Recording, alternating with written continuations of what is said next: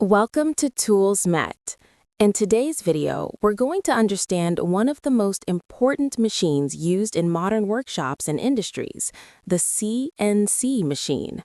CNC stands for Computer Numerical Control.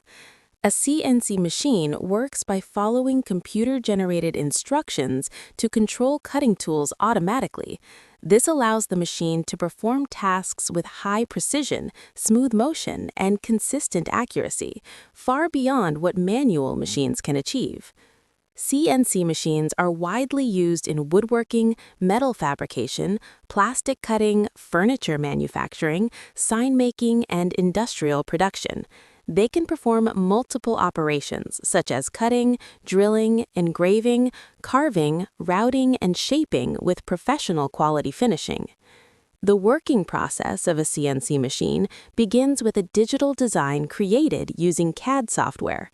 This design is then processed through CAM software, where tool paths, cutting depth, and speed are defined. The final output is G-code, which tells the machine exactly how to move, where to cut, and how fast to operate. A CNC machine is made up of key components including the control unit, spindle motor, stepper or servo motors, linear guide rails, drive system, work table, and cutting tools. All these parts work together to ensure stable movement and accurate cutting.